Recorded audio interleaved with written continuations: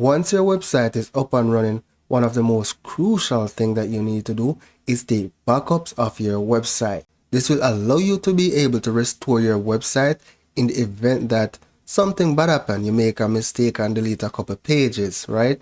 You change something that you don't know to revert from, or maybe someone hacked your website. Having a backup is a savior in these situations. Now to achieve this, we're going to be using a plugin to back up our website. Now once you have a backup, you can always use the same plugin to restore your website. So you want to go to your plugins. If you don't remember, it's on your menu bar right here.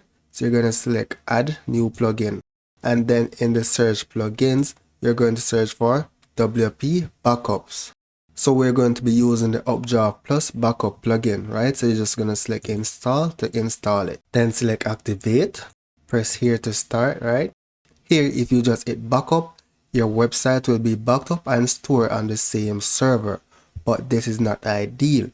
You want your backup to be stored in a remote location. So for example, your Google Drive or your OneDrive folder. So to achieve this, you need to go to settings. These are the various remote locations that are supported, right? So before we get into that, we need to select a backup schedule. You don't want to have it manual because you're not going to remember to come and take a backup every day, right? So we're going to change it to daily or any frequency of your choice and retain this many backups.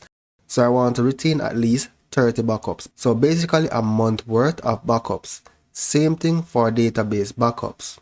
So your website does work with a database, so you need to back that up as well. So the files would be your themes and website page. That's what will be backed up in your files backup. So we're going to be changing the database backup and schedule it to be backed up daily as well and return, and we're going to be retaining 30 days.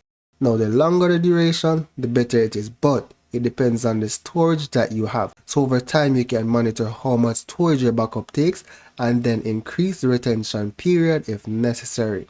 Here I'm going to select Google Drive. Then scroll down and select sign into Google or whatever remote location you're using. Once you select your Google account, select continue. So what it will do is that it will create a folder on my Google Drive. So here I'm going to select continue. An error was encountered connecting to my Google Drive, right? In order to be able to work with Google Drive account, you must repeat the authorization procedure and grant the necessary permissions. So I'm going to select return to Updraft Plus here.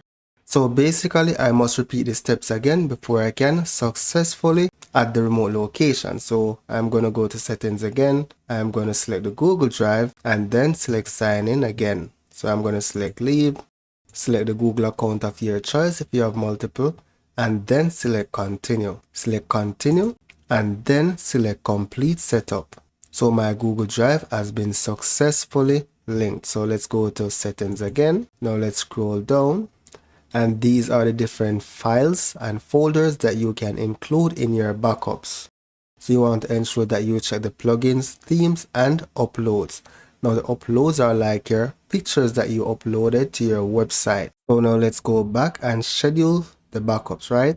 So let's go to settings again. So once you set your schedule, right, and set your retention, scroll down and then select save, right? You want to ensure that your remote location is authenticated though. So you should be seeing something like this here. So my account is already linked. So now let's go to backup and restore. And here you can see that a backup went through after I completed the configuration, right? So to take a manual backup, you'll just select backup now and then select backup now. So the backups will be pretty quick because the website is pretty small and I don't have a lot of large images. So the duration of your backup will be dependent on the size of your website. So the backup is finished running. And here, if I need to do a restore, all I need to do is select restore and then select whatever I need to be restored on my website. So I'm just going to select cancel here. So what I'm going to do now is that I'm going to log into my Google Drive and show you the backup files that were actually stored on my Google Drive.